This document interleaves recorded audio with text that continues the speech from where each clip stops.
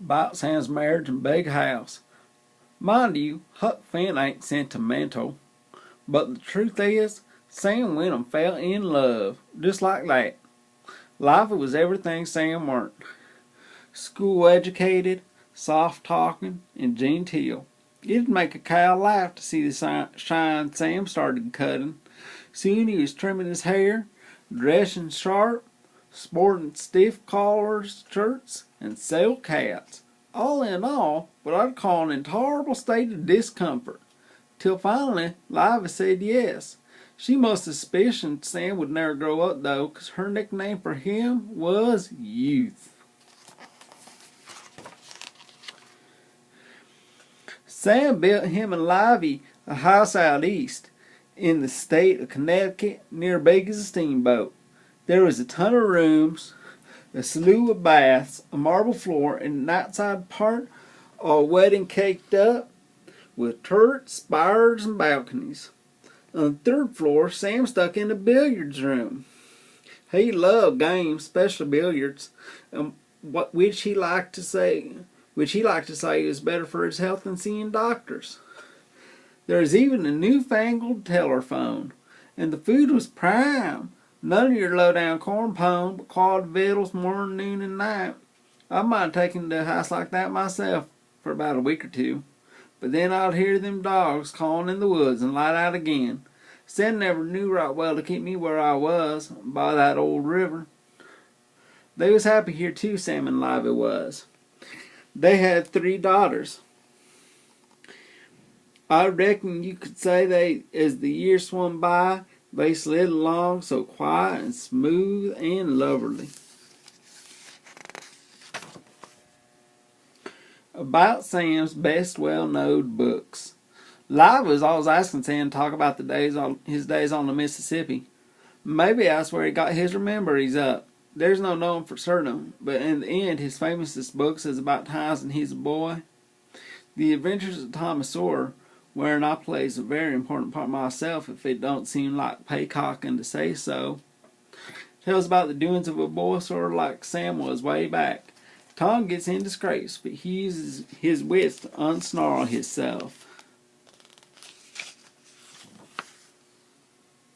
And there ain't no hiding the fact that the Adventures of Huckleberry Finn is most about me and some of the troubles I got into, and about the time Jim, a black slave, and me was rafting down the river looking to be free. Jim's hightailing him from being enslaved. Me, I'm running from the widow Douglas. She is always making me to comb up my hairs on Sundays, or eat food with the fork instead of my fingers, which seems to me destroys the taste mighty considerable. What happens on the way, the scary stuff and the funny stuff, I'll leave for you to find out. Some folks didn't take to Sam's writing the way the real people like me talks. Sam didn't care. He read it like he heard it, and pretty soon he weren't just famous, he is rich too. About Sam's sad last years. It gravels me to say so, but I got to. Sam's last years was troubles. Bad luck stuff started happening, like what does when somebody done gone and killed a spider. Sam gobbled in the stock market and lost. He started a book company and went bust. He sank cash into flop-headed inventions that didn't have no more chance than a rat in a cobra cage. At last, he is dead for earnest broke. Then his favorite daughter Susie up and suddenly dies. Then Livy gets sick and dies. Sam was by himself mostly, sort of wallowing around in the blackness of darkness. He weren't done yet. He was now a celebrity, hullabalooed all around the world. People wrote him from everywhere. Reporters came to his house every morning. Sam would just lie in bed and jaw away. Whatever they asked, he had answers for. And some of them was kind of sharp-edged too. For instance, Sam loved America, but it scorched him seeing white folk bull ragging black folk because their skin color was different. And he said so out loud. Of course, me and Sam thinks alike in this matter. That's why I helped Jim escape on the raft, ain't it? And Sam didn't take much to some of them politicians. When you were in politics, he once said, you are in a wasp nest with a short shirt tail. When in doubt, Sam liked to say, tell the truth, which is advice that I most highly recommend.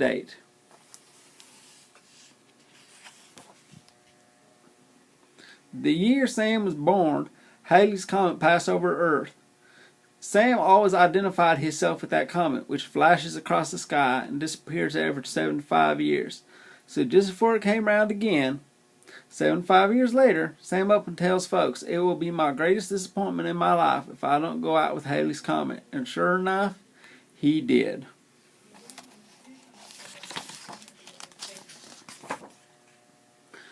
Last words, because every story's got to have some. Well, I done it. I left a lot out too, which is for you to fill in later. I could have thrown more style into it, but I can't do that barehanded, not being brung up to it. I got Sam to thank for proving pretty well knowed myself. Before I come along, most folks wouldn't pay no attention to a story about a no kind of boy getting into scrapes all the time, and they wouldn't like that my words ain't always presented in the King's English. But to Sam, I was just as interested as any of them royal muckamucks.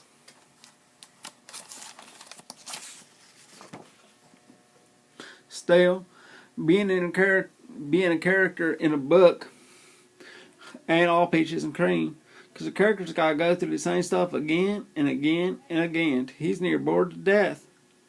Maybe school folks who study Sam saying I'm poking my shovel into something that ain't my business, but says I.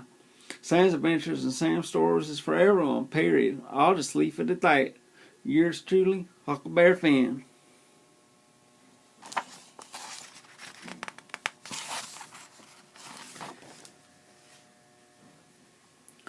Editor's note. Since Mr. Finn's manuscript contains no dates and leaves out some important details, the editors have decided to add the material below, related to the life of Mark Twain, aka Samuel Clemens. On September 30th, 1935, Samuel Longhorn Clemens was born in Florida, Missouri. From 1839 to 1853, Samuel Clemens grows up in Hannibal, Missouri. After his father dies, he goes to work learning the printing trade. From 1853 to 1857, Clemens travels around the eastern part of the United States working as a printer. From 1857 to 1861, Clemens becomes a steamboat pilot working up and down the Mississippi River. From 1861 to 1866, Clemens briefly joins the Confederate militia. He travels to Nevada and mines for silver. He begins to work as a newspaper reporter and publishes his first famous story, The Celebrated Jumping Frog of Calaveras County. He starts using the pen name of Mark Twain. From 1866 to 1869, Clemens travels to Hawaii and Europe, writing newspaper stories about both trips. He publishes his first book about the European trip, called The Innocents Abroad. He also begins his career as a public speaker. Between 1870 and 1895, Clemens marries Olivia Livy Langdon in 1870. They built a large house in Hartford, Connecticut, and lived there for many years. During this time, Clemens publishes The Adventures of Tom Sawyer, The Adventures of Huckleberry Finn, Life on the Mississippi, and other books. He also invests large amounts of money in various unsuccessful enterprises. Clemens finally loses most of his money between 1896 and 1904. He goes on a world tour and pays back all the money he owes. His favorite daughter, Susie, dies in 1896. Livy dies in 1904. Between 1904 and 1910, Clemens is now recognized as one of the most famous writers in the world. He continues to write stories and essays, even though his subjects become less joyful. On April 21st, 1910, Samuel Clemens dies in Redding, Connecticut at the age of 75. The end.